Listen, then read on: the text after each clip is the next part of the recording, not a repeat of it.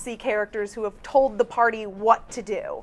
And Nick, what kind of characters do you create? I like to make really over-the-top characters. I like to overact and really have lots of emotion and movement and just surprise people and myself. For me, the big part of role-playing games, it's a lot of fun, is the fact that we get to do this. You get to be someone you aren't in everyday life. You get to be crazy or silly or out there and have magical powers and cool equipment. Or punch a minotaur in the face. Punch a minotaur in the face. Good way to get your anger out, huh? Yes. So what's the gaming scene like here in La Crosse? Well, here in La Crosse, we actually have Brian Kerr started up a tabletop role-playing game group for the school, and they meet every Thursday at Cartwright at from 7 to 10. I can't remember what room, but it's on the second floor in that hallway where there's all the little meeting rooms. Just really listen to the noise. It's kind of loud. You'll probably find them that way. And then every Sunday from 6 to 9, they meet in the wardroom. And is that the one that you attend, or do you attend other gaming sessions as well? We attend other gaming sessions along with that one. We went through the library here at La Crosse, and now we just go to a friend's house to have role-playing games that we usually actually have every Thursday night. There are people who meet at River City Hobbies regularly to game too, and that's especially where you'll find the Warhammer people every Saturday. And do they have specific tabletop games based on which group you go to, or is it like a variety at each one?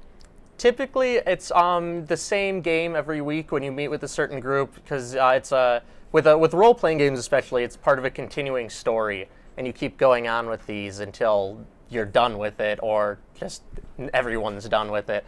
But with like the Warhammer games and stuff like that, they're much more relaxed. You kind of come with whatever you bring, and you find someone who has the same game to play them with. Oh, so you mentioned the role-playing games go on for as long as until the game ends. So have you had any like really long role-playing games that have happened before, or like what's the longest that one has gone? Not including a 3-month break or 6-month break that we've had. We've had one that's gone on for several months with a very intricate story filled with plot twists and turns and really deep character development, though not really on my character's part. She was just generally bossy.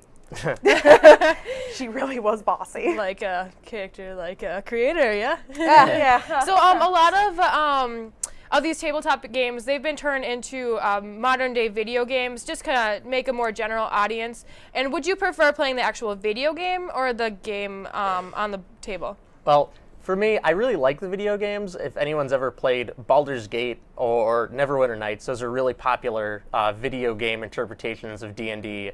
And those are a lot of fun, but for me, they'll never be the same as playing the game on the table with your friends, having laughs, talking about other things. Really, half of the time you spend playing a role-playing game, you spend joking around and talking. And getting into different types of shenanigans is the best way to describe it. All right, so you said shenanigans. So what would be the most interesting or crazy story, or the worst shenanigans that you've gotten into doing tabletop gaming? Oh, geez, there's quite a few of them. Got any off the top of your head? I mean, I have a few. Well, let me think. One time we were playing a game, and I was playing a character called Marshall Powers. This is very, the puns in the name. And he's just this really crazy, over-the-top character who wanted to jump into every fight there was. So we're climbing up this tower, and we get to the top. We're like 60 feet off the ground. He walks out onto a bridge. Katie's character, Brandy, was standing in a hallway at the time and only able to see Marshall. She's a cleric, so she's the healer of the party. She's basically the mom. She wants to make sure that nobody gets hurt, nobody does anything stupid. So Marshall's got his sword out, and he sees this gargoyle flies up, and he puts away the sword. And he takes out a dagger and puts it in his teeth and just leaps off. Unfortunately for my character, all she sees is him putting the sword away, putting the dagger in his mouth, and jumping off this bridge onto a gargoyle, and has a complete conniption about this. So that's really an example of some of the crazy things that can happen, because you're not limited by any kind of real-world restraints. You can do anything you want. It's all about fun. Well, it sounds like you guys have quite the miniature story there. We're going to come back we're going to be right back with this week's sports, but first let's take a look at those perfect pets.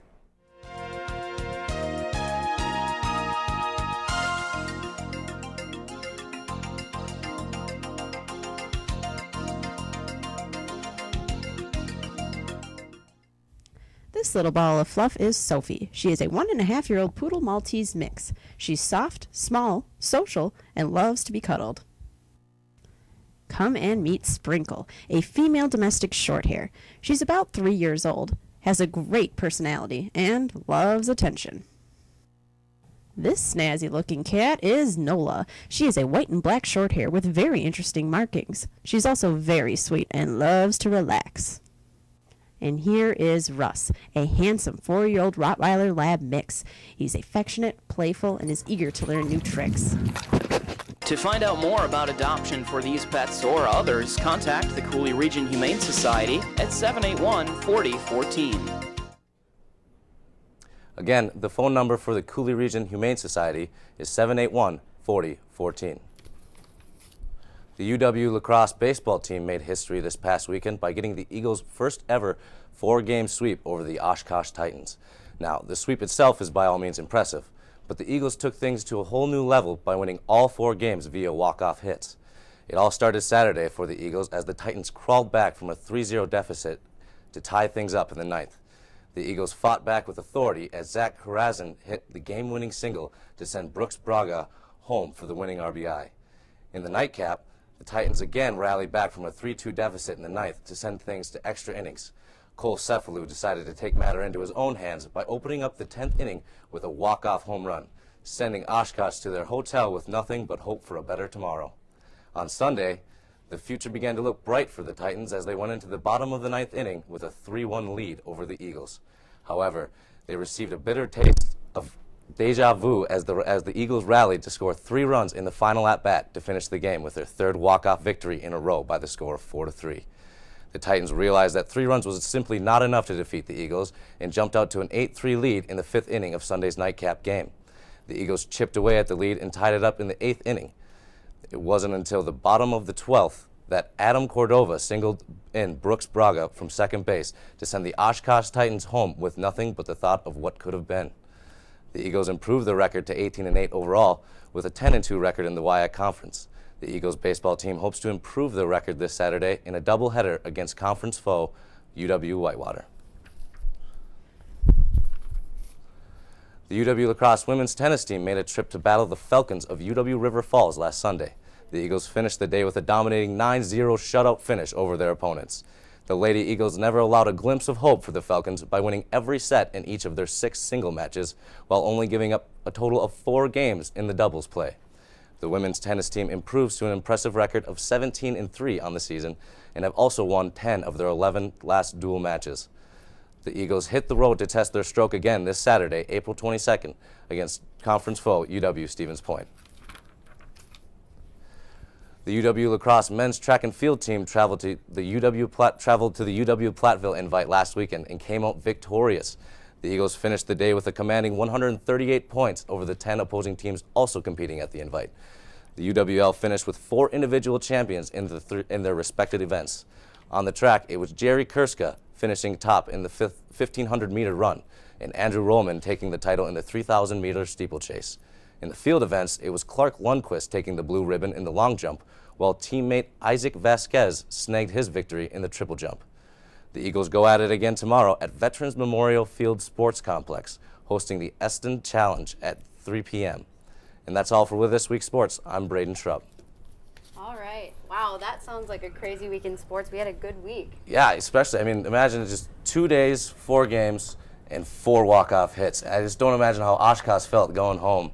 I can't imagine. And they were so close, too, every time. Every game. 2 games went into extra innings, and they were in the lead. And they were in the lead 2 times. They had a 5-run lead, and the Eagles were able to chip back over the innings and end up taking the game, which was extremely impressive. Just unbelievable. I wonder if they're going to do the same thing, hopefully, with Whitewater this weekend. Hopefully with Whitewater, they have a good chance at taking the conference championship if they keep rolling the way they are right now. Wow. Well, I think that our baseball team's a good future for them, and I'm looking forward to seeing more coverage here on WMCM. Thank you for watching WMCM's Week in Review. Be sure to join us next week at 4:30 right here on Channel 6, Charter Channel 96, and Digital Channel 989.